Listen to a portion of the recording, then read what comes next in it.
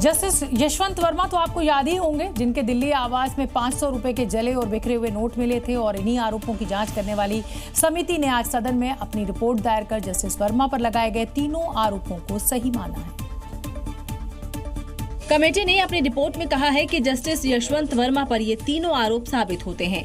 पहला आरोप, जस्टिस वर्मा ये ठीक से नहीं बता पाए कि ये पैसे किसके थे, कहां से आए और वहां क्यों रखे थे। दूसरा आरोप, पैसों से जुड़े सबूतों को ठीक से सुरक्षित नहीं रखा गया, स्टोर रूम की स्थिति भी सील और जांच होने से पहले ही बदल गई।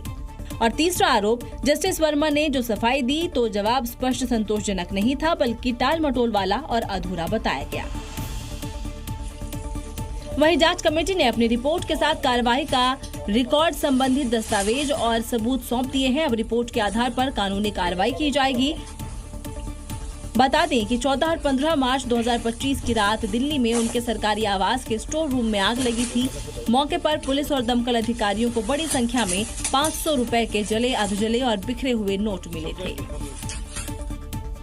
हॉस्पिटल में इलाज का खर्च लगातार बढ़ रहा है और इसी को लेकर अब संसदीय समिति ने अस्पताल के कमरों के बहुत ज्यादा किराए पर कड़ा रुख अपनाया है। स्वास्थ्य और परिवार कल्याण पर संसद की स्थायी समिति ने संसद को अपनी सिफारिशें सौंपी हैं और वो क्या-क्या सिफारिशें हैं, चलिए आपको बताते हैं। रूम रेंट पर कैप होगा, यानी बड़े शहरों में अस्पतालों के कमरे का किराया 3 स्टार होटल से ज्यादा ना हो। दवाओं और मेडिकल डिवाइस की कीमत, दवाइयों, सर्जिकल डिवाइस की खरीद और एमआरपी के बीच 20% से ज्यादा का अंतर ना हो। पारदर्शी बिलिंग, अस्पतालों को फीस की एक लिस्ट सार्वजनिक करना अनिवार्य होना चाहिए।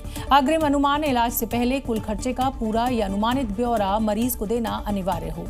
पैकेज दरें इलाज या सर्जरी की लागत को मानकों के अनुसार तय किया जाए।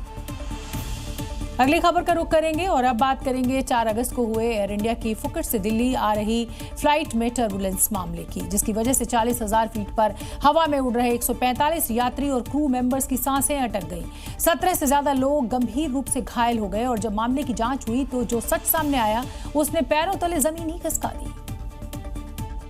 क्योंकि घटना के वक्त पायलट गांजा पीकर प्लेन उड़ा रहा था, जिसने प्लेन को अचानक से ही 300 फीट नीचे गिरा दिया, जिससे फ्लाइट के अंदर चीख पुकार मच गई। अचानक आए इस खौफनाक झटके से कई यात्री अपनी सीटों से उछल गए। आसमान में हर तरफ मौत का खौफ तैर रहा था और पायलट कॉकपिट में नशे की हालत में था। किसी तरह दिल्ली एयरपोर्ट फ्लाइट ने सुरक्षित लैंड किया और जब फ्लाइट के दोनों पायलट की जाँच हुई तो पायलट इन कमांड यानी कि कैप्टन की पहली रिपोर्ट मारिजुआना टेस्ट संदिग्ध पाया गया और दूसरी टेस्ट रिपोर्ट में मारिजुआना यानी कि गांजा पॉजिटिव आया है।